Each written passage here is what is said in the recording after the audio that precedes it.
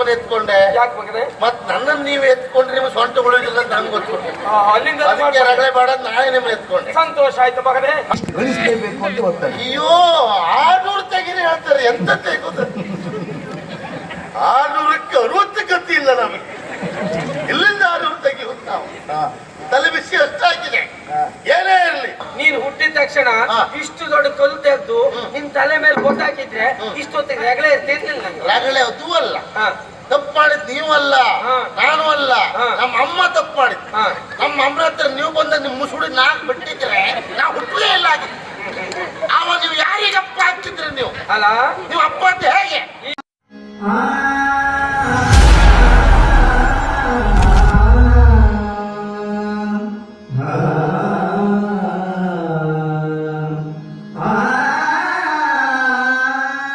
ಬರುತ್ತೆ ಅಂತ ಹಂಗ ಗೊತ್ತು. ಅವ್ರು ಕೊಟ್ಟ ಪ್ರಶ್ನೆಗೆ ನಾ ಪ್ರಶ್ನೆ ಬರ್ದೆ ಬಿಟ್ಟು ಉತ್ತರ ಬರ್ತಾವ. ಆದ್ರೂ ಉಚ್ಚಾರಣೆ ಮಾಡೋದು ಸುಳ್ಳಲ್ಲ.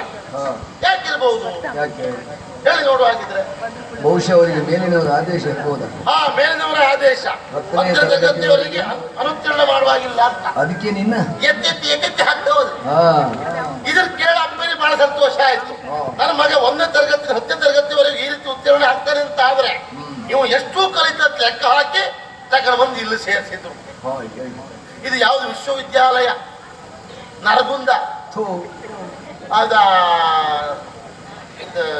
ನರಗುಂದ ನಾವುಂದ ನಲಂದ ವಿಶ್ವವಿದ್ಯಾಲಯ. ನಲಂದ. ಇದು ಎಂತ ವಿಶ್ವವಿದ್ಯಾಲಯ ಮಾರೇನೆ. ತಲೆ ಬಿಸಿ ಆಗ್ತದೆ ನೋಡಿದ್ರೆ. ಬಹುಮಾಡಿಯ ಕಟ್ಟಡ. ಈಗ ನೋಡ್ಬೇಕು ನೋಡಿ. ಸತ್ಯ ಹೇಳ್ತೆ ಭಾಗವತ್ರ ಇಲ್ಲಿಗೆ ಬಂದು ಸೇರಿಸಿದ್ದು ಹೌದವರು. ಒಂದು ವಾರ ಆಯ್ತು. ನನ್ನ ತರಗತಿ ಯಾವ್ದು ನಂಗೆ ಇನ್ನೂ ಗೊತ್ತಾಗ್ಲಿಲ್ಲ. ಹುಡುಕ್ತಾ ಇದ್ದೆ. ನೇರ ಹೋಗುದು ಕೆಳಗೆ ಬರೋದು, ನೇರ ಹೋಗುದು ಕೆಳಗೆ ಬರೋದು. ಸ್ವಲ್ಪ ಮೆಟ್ಲ ಮರ ಹೇಳದ್ ಸಾಕಾಗೋಯ್ತು. ಇನ್ ಏನ್ ಮಾಡೋದು ಹುಡ್ಬೇಕಲ್ಲ ಅಂತ ಲೆಕ್ಕ ಕೆಳ ಹೋಗಿ ನಿಂತ್ಕೊಂಡೆ. 4-5 ಜನ ಬಂದ್ರಪ್ಪ. ಒಂದ್ ಬಾಗಿಲ ಹತ್ರ ನಿಂತರು. ಹೀಗೆ ಓದ್ತಿದ್ರು. ಬಾಗಿಲ ತೆರೆ ಇತ್ತು. ಪುಸ್ತಕ ಒಳಗೋದ್ರು. ಮತ್ತೇನೋ ಓದ್ತಿದ್ರು. ಬೇರೆ ಹೋಗ್ತಾ ಇದ್ರು. ಇದ್ರಲ್ಲಿ ಹೋದ್ರೆ ನಡ್ಕೊಂಡು ಹೋಗುದೇ ಬೇಡ ಅಂತ ಲೆಕ್ಕ ಹಾಕಿ ಅವ್ರು ಬಂದ್ಮೇಲೆ ನಾನು ಒಳಗೋದೆ. ಪುಸ್ತಕ ಓದ್ತೆ. ಹೋಗಿ ಹೋಗಿ ಮದ್ದಕ್ಕೆ ನಿಂತೇ ಬಿಡ್ತೀನಿ. ಮೇಲೂ ಹೋಗ್ಲಿಲ್ಲ, ಬಾಗೋದ್ರೆ ಕೆಳಗೆ ಹೋಗಿಲ್ಲ. ತಲೆ ಬಿಸಿ ಆಯ್ತು ನನಗೆ. ಇದು ಎಂತ ಕಥೆಯಪ್ಪ ಅಂತೇಳಿ ಅಲ್ಲಿಂದ ಒಬ್ಬೆ ಆಗ್ಲಿ ಶುರು ಮಾಡಿದೆ. ಹಣ ಕಾಪಾಡ್ರೋ ಸಿಕ್ಕಿದ್ದೆ ಅಂದೆ. ಯಾವನು ಪುಣ್ಯಾತ್ ಬಂದಪ್ಪ ಯಾರತ್ತು ಹೊರಗಾಗ್ತ. ಎಲ್ಲಿ ಹೋಗ್ಬೇಕು ಕೇಳ್ದ. ಮೇಲೆ ಹೋಗ್ಬೇಕು ಅಂದೆ. ನಾ ಬಿಡುತ್ತೆ ಬಾ ಅಂದ. ನಮಸ್ಕಾರ ಅಣ್ಣ ಅಂದೆ. ನಾವಿಬ್ರು ಮತ್ತೆ ಮೇಲೆ ಸಿಕ್ಕ ಬಿದ್ರೆ ಅಂತ ಅವಸ್ಥೆ ನೋಡಿ ಇಂಥ ಗುರುಮಠಕ್ಕೆ ಹಾಕಿದ್ದಾರೆ. ನನಗಿನ್ನು ಅಂತ ಗುರುಗಳು ಹೇಳಿದ್ದು ನನಗೆ ಅರ್ಥ ಆಗುದಿಲ್ಲ. ನಾನು ಹೇಳಿದ್ದು ಅವ್ರಿಗೆ ಅರ್ಥ ಆಗುದಿಲ್ಲ. ಇಂಥ ಅವಸ್ಥೆ ಈ ಗುರುಮಠ. ಆದ್ರೆ ಒಂದು ತಿಳ್ಕೊಳ್ಬೇಕು, ತಂದೆ ತಾಯಿ ಹಣ ಉಂಟು ಅನ್ನುವ ಕಾರಣಕ್ಕಾಗಿ ಮಕ್ಕಳನ್ನ ಎಲ್ಲೆಲ್ಲೋ ಸೇರಿಸಬಾರ್ದು. ಮಕ್ಕಳಿಗೆ ಏನು ಆಸಕ್ತಿ ಉಂಟೋ ಅದನ್ನೇ ಕಲಿಸ್ಬೇಕು. ಕಲಿಸ್ತಾ ಇದ್ರೆ ನನ್ನಂತವ್ರು ಪಾಡಾಗ್ತದೆ. ನಮಗೆ ಇವ್ರು ಹೇಳಿದ ಅರ್ಥ ಆಗುದಿಲ್ಲ. ಅವ್ರದಲ್ಲಿ ಮನೆಯಲ್ಲಿ ಒತ್ತಡ, ಹೋಗು ಹೋಗು ಅಂತೇಳಿ ಬರೀ ಆಗುದೇನು? ಆ ಕಡೆಯಿಂದ ಅವ್ರ ಒತ್ತಡ, ಈ ಕಡೆಯಿಂದ ಶಿಕ್ಷಕರ ಒತ್ತಡ, ಎಲ್ಲ ಒತ್ತಡ ಮಕ್ಕಳ ತಲೆ ಮೇಲೆ ಬಿತ್ತ ಮಕ್ಕಳ ಆಲೋಚನೆ ಬೇರೆ ಆಗ್ತದೆ. ಬರೀ ಹೋಗುದಕ್ಕೊಂದೆಲ್ಲ ಒತ್ತಡ. ಹೌದಪ್ಪ, ಅಂಕ ಇಂತಿಷ್ಟು ಗಳಿಸಲೇಬೇಕು ಅಂತ ಒತ್ತಡ. ಅಯ್ಯೋ 600 ತೆಗೀರಿ ಹೇಳ್ತಾರೆ. ಎಂತ ತೆಗೋದು? 600ಕ್ಕೆ 60 ಗತಿ ಇಲ್ಲ ನಮಗೆ. ಇಲ್ಲಿಂದ 600 ತೆಗಿಯುವುದು ನಾವು. ತಲೆ ಬಿಸಿ ಅಷ್ಟಾಗಿದೆ. ಏನೇ ಇರಲಿ, ಹಾಗಾಗಿ ಸವಾಸಲ್ಲ ಲೆಕ್ಕ ಹಾಕಿ ತನ್ನಂತ ಎಲ್ಲ ಪುಸ್ತಕ ಗಂಟು ಕಟ್ಟಿ ಬಾವಿಗೆ ಹಾಕ. ಪುಸ್ತಕ ಅಲ್ಲ ಬಾವಿಗೆ ಹಾಕ. ಎಂತ ಕೆಲಸ ಮಾಡಿದ ಭಾರಿ ನೋವು ಅಂತ ಉಂಟು, ಮನ್ಸಿಗೆಲ್ಲ ನೋವು ಅಂತ ಉಂಟು. ನಾ ಸತ್ಯ ಹೇಳಲ್ಲ, ನಿಮಗ್ ನೋವು ಯಾಕಾಯ್ತು ಅಂತ ನಾ ಹೇಳತ್ತೆ. ನಾನು ಓದಿ ಪುಸ್ತಕ ಬಿಸಾಡದ್ನಲ್ಲ ಅಂತ ಬೇಸರ ಅಲ್ಲ. ಮತ್ತೆ ಆ ಪುಸ್ತಕ ಕಟ್ಟು ನಿಮಗ್ ಕೊಟ್ಟಿದ್ರೆ ಒಂದೇ ಹಾಳೆ ಹೊರದು ಪಂಚಕಜಿ ಕಟ್ಟಿ ಕೊಡ್ತಿದ್ನಲ್ಲ ಅಂತ. ನೀವು ಆ ಬುದ್ಧಿವಂತಿಕೆ ಮಾತಾಡ್ರೆ ನಂಗೆ ತಲೆಬೇಡ ಗೊತ್ತಿಲ್ವಾ? ಹಾಗೆ ಏನಿದ್ರು ಸಹ ಗುರುಗಳಿಗೆ ಹೇಳುವಾಗಿಲ್ಲ. ಇಲ್ಲಿ ನಿಂತ್ರ ಅಪಾಯವೇ. ನೇರ ಮನೆ ಹೋಗ್ತದೆ ನೋಡು. 64 ಅದಕ್ಕೆ ಎಂತ ಹೇಳ್ತಾರ? ಚೌಷಷ್ಠಿ ವಿದ್ಯೆ. ಚೌಷಷ್ಠಿ ವಿದ್ಯೆ ಅದೇ ಅದೊಂದಿದೆ. ಅದನ್ನು ಕಲಿತು ನೇರವಾಗಿ ಅರಮನೆಗೆ ಬಂದಿದ್ದೇನೆ. ತಂದೆಯವರೇ ಕಾಣ್ತಾ ಇಲ್ಲ ಆಸ್ಥಾನದಲ್ಲಿ. ಯಾಕಿರ್ಬೋದು ಅಂತ ವಿಚಾರ ಮಾಡಿದಾಗ ಮಂತ್ರಿ ಹೇಳಿದಂತ ಮಾತು. ಕೆಲವು ದಿವಸಗಳ ಹಿಂದೆ ಹೀಗೆ ಹೋದವರು ಅವರು, ಇಲ್ಲಿಗೆ ಗಾಡಿ ಹೋದವರು, ಹೋದಂತವರು ಹೋಗುವ ಉತ್ಸುಕತೆಯಲ್ಲೇ ಇದ್ರು. ಬರುವ ತಲೆಬಿಸಿಯಲ್ಲ ಆದ್ರು. ಯಾಕೆಂತ ಗೊತ್ತಾಗಿಲ್ಲ. ಯಾರಲ್ಲಿಯೂ ಮಾತಾಡದೆ ನಿಮ್ಮಪ್ಪಯ್ಯ ಶಯನಾಗಾರಗೊಳಿಸಿದ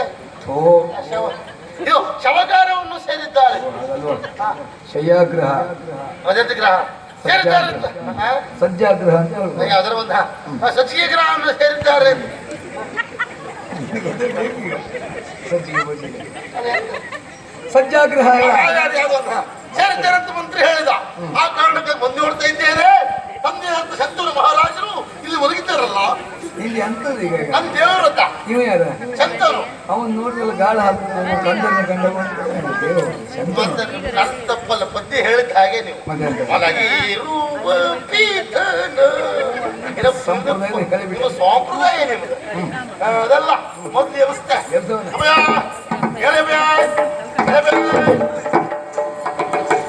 ಚಲೋ ಸುಕುಮಾರನಿ ಬಂದೆಯ ಕ್ಷೇಮದಲ್ಲಿ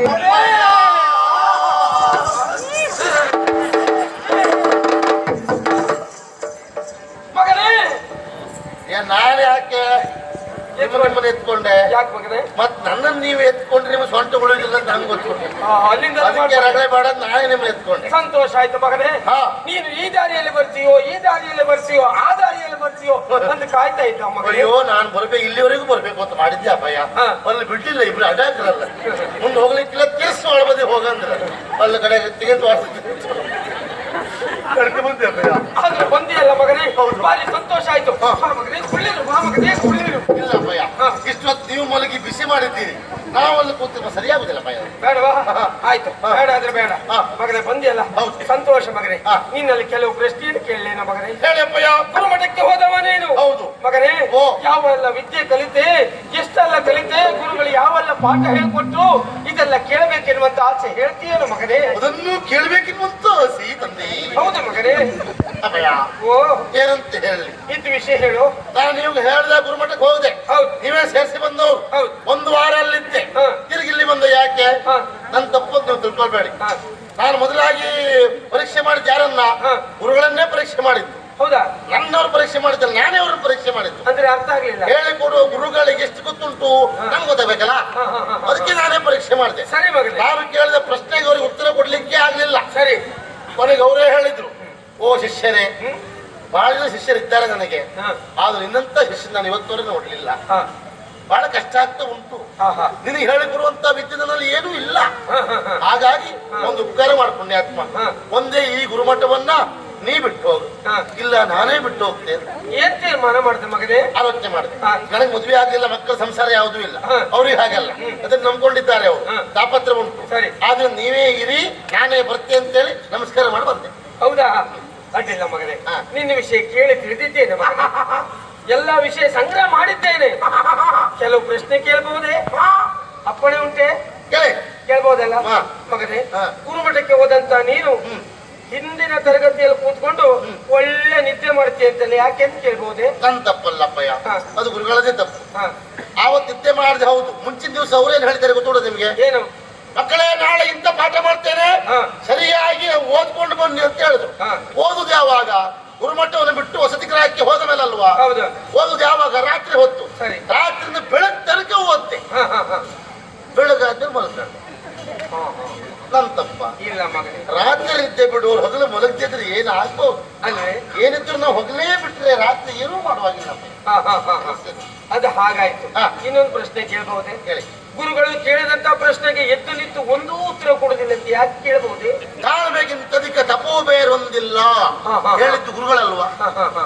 ಉದ್ದಟ ತರ ಶಿಷ್ಯರಲ್ಲಿ ಇರಬಾರ್ದು ಹಾ, ಹಾ. ಹೇಳಿದ್ದು ಗುರುಗಳಲ್ವಾ? ಹಾ. ಹಾಗೆ ಅವರು ಕೇಳಿದ ಪ್ರಶ್ನೆಗೆ ಪಡಕ್ಕೆ ಎದ್ದಿಂತ ಉತ್ತರ ಕೊಟ್ರೆ ಅವ್ರಿಗೆ ಅವಮಾನ ಮಾಡಿದಾಗ ಆಗ್ಲಿಲ್ವೇ? ಛ, ಛ, ಛ, ಛ, ಛ. ಗುರು ಈ ಮಾತಿಗೆ ಎದುರತ್ರ ಆಡಬಾರ್ದು ಅನ್ನೋ ಕಾರಣಕ್ಕಾಗಿ ಹಾ. ಎದುರುತ್ತರ ಆಡಬಾರ್ದು ಅಂತ ಉತ್ತರವೇ ಕೊಡ್ಲಿಲ್ಲ. ಹೌದಾ? ಎರಡು ಪ್ರಶ್ನೆ ಆಯ್ತು. ಕೊನೆಯ ಪ್ರಶ್ನೆ ಕೇಳಬಹುದೇ? ಕೇಳಿ ಭಯ. ಪುಸ್ತಕ ತುಂಬಾ ಬರೀತೆ ಅಂತಲ್ಲ, ಯಾಕದಂತ ಕೇಳಬಹುದೇ? ಅಷ್ಟೆಲ್ಲ ಖರ್ಚು ಮಾಡಿ ಪುಸ್ತಕ ಕೊಡಿಸ್ತೇವ್ರು ನೀವು. ಹಾ. ಪುಸ್ತಕದಲ್ಲಿ ಹಾಗೆ ಬಿಡ್ಬೇಡಿ ಅಂತ ಹೇಳೋರು ಗುರುಗಳು. ಹಾ. ಹಾಗಾಗಿ ಯಾವ್ದ್ರಲ್ಲೂ ಖಾಲಿ ಇರಬಾರ್ದು ಅಂತ ಎಲ್ಲದರಲ್ಲೂ ಬರ್ತೆ. ಹೌದಾ? ನನ್ನ 4 ಅಕ್ಷರ 1 ಹಾಳೆ. ಹಾ, ಹಾ, ಹಾ, ಹಾ, ಹಾ. ಹಾಗಾದ್ರೆ ನೀನ್ ಮಾಡಿದ್ದಲ್ಲ ಈಗ ಸರಿ ಉಂಟು. ತಪ್ಪು ನಂದಲ್ಲಪ್ಪಯ್ಯ, ತಪ್ಪು ನಿಮ್ಮದು. ಯಾವ ದೃಷ್ಟಿ? ನಾನು ಪಡ್ಕೊಂಡಿದ್ದೆ. ಹಾ. ನಾ ಗುರುಮಠಕ್ಕೆ ಹೋಗುದಿಲ್ಲ, ನನಗೆ ಆಗುದಿಲ್ಲ ಅಂತ ಹೇಳಿದ್ರು. ನೀವು ಬಿಟ್ರೆ ನೀವು ಅಲ್ಲೇ ಹೋಗಿ ಕಲಿಬೇಕು ಅಂತ ಎಷ್ಟು ಲಕ್ಷ ಕಟ್ರಿ? ಹಾ. 3 ಲಕ್ಷ. ಹೌದು. ಆಯ್ತಲ್ಲ, 3 ಲಕ್ಷ ನಾ ಸಮಯ ಈಗ ಹೋಯ್ತೇ ಅದು. ಹೌದಲ್ಲ, ಇನ್ ಕೇಳಿ ಕೊಡುದಿಲ್ಲ ಅವ್ರು. ನಾನು ದೊಡ್ಡ ಆಸೆ ಇಟ್ಕೊಂಡಲ್ಲ, ಇನ್ನು ಮುಂದೆ ನನ್ನ ಮಗ ಸಾಕ್ತಾನೆ, ನನ್ನ ನೋಡ್ಕೊಳ್ಳುವಂತ ಹೊಣೆಗಾರಿಕೆ ಉಂಟು, ಯಾವ್ದೋ ಒಂದು ಕಲ್ಪನೆ ಮಾಡ್ಕೊಂಡು ಕಲ್ಪನೆ ಎಲ್ಲ ಮಾಡ್ರೆ ನೀವೊಂದು ಯಾಕೆ ನನ್ನ ಅಪ್ಪ ಹುಟ್ಟಿಸತ್ರಿ ಹೇಳಿ, ಯಾಕಾದ್ರೆ ಅಪ್ಪ ಹುಟ್ಟಿಸತ್ರಿ ನೀವು ಅಪ್ಪಾಗಿ ಹುಟ್ಟಿದ್ದು ನನಗದೇ ಬೇಸರ. ನನಗೆ ಹೀಗೆ ಹೇಳ್ತೀಯಲ್ಲ, ನಾನೇನ್ ತೀರ್ಮಾನ ಮಾಡೋದು ಗೊತ್ತಾ? ನೀನು ಹುಟ್ಟಿದ ತಕ್ಷಣ ಇಷ್ಟು ದೊಡ್ಡ ಕಲ್ಲು ತೆಗೆದು ನಿನ್ ತಲೆ ಮೇಲೆ ಗೊತ್ತಾಕಿದ್ರೆ ಇಷ್ಟೊತ್ತಿಗೆ ರಗಳೆ ಇರ್ತಿರ್ಲಿಲ್ಲ. ರಗಳೆ ಅದು ಅಲ್ಲ, ತಪ್ಪು ಮಾಡಿದ್ ನೀವು ಅಲ್ಲ, ನಾನು ಅಲ್ಲ, ನಮ್ಮ ಅಮ್ಮ ತಪ್ಪು ಮಾಡಿದ್. ನಮ್ಮ ಅಮ್ಮನ ಹತ್ರ ನೀವು ಬಂದ ನಿಮ್ ಮುಸುಡಿ ನಾಲ್ಕು ಬಿಟ್ಟಿದ್ರೆ ನಾವು ಹುಟ್ಟಲೇ ಇಲ್ಲ ಆಗಿತ್ತು. ಆವಾಗ ನೀವು ಯಾರಿಗೆ ಅಪ್ಪ ಹಾಕ್ತಿದ್ರಿ ನೀವು? ಅಲ್ಲ, ನೀವು ಅಪ್ಪ ಅಂತ ಹೇಗೆ ಈ ಶಬ್ದ ಹೇಳಲಿಕ್ಕೆ ನಾನು ಬಿಟ್ಟಿ ತಪ್ಪಾಯ್ತು. ಇಷ್ಟು ಎತ್ತರಕ್ಕೆ ಬೆಳೆಸಲೇಬಾರ್ದಿತ್ತು ನಾನು. ನೋಡ್ಲಿಕ್ಕಿತ್ತು ನೀವು ಅಪ್ಪ ಅಂತ ಹೇಗೆ? ನಾವು ಹುಟ್ಟಿದ್ಮೇಲೆ ನೀವು ಅಪ್ಪ. ಯಾವ ಪೆಪ್ರಿ ನೀವು ಅಪ್ಪ ನೀವು? ಅಲ್ಲಿವರೆಗೆ ತಲೆ ಓಡಿಸ್ತೀನಿ ಈಗ. ಹಾಗಲ್ಲಪ್ಪಯ್ಯ, ನಿಮ್ಗೆ ಅರ್ಥ ಆಗುದಿಲ್ಲ. ನನಗೆ ಅಲ್ಲಿ ಹೋಗ್ಲಿಕ್ಕೆ ಆಗುದಿಲ್ಲ, ಅವ್ರು ಹೇಳಿದ್ ನಂಗೆ ಅರ್ಥ ಆಗುದಿಲ್ಲ. ಹೀಗೆ ಒತ್ತಾಯ ಮಾಡ್ರೆ ನಾ ಜೀವ ತಗೊಳ್ತೆ. ಜೀವ ತಗೊಳ್ಳಿ, ನಾಳೆ ಎಲ್ಲ ಹೇಳ್ಬೇಕು. ಪೋಷಕರ ಒತ್ತಡ, ವಿದ್ಯಾರ್ಥಿಯ ಆತ್ಮಹತ್ಯೆ. ಬೇಡ, ಅದೆಲ್ಲ ಬೇಡ. ಮುಖಪುರದ ಒಟ್ಟಿಗೆ ಬರ್ತದೆ ನಿಮ್ದು ಹೆಸರು. ಒಂದಲ್ಲ, ನಾನು ಹೇಳಿದ ಕೇಳ್ಬೇಕು, ಒಂದು ಮಾತಾಡ್ಲಿಕ್ಕಿಲ್ಲ.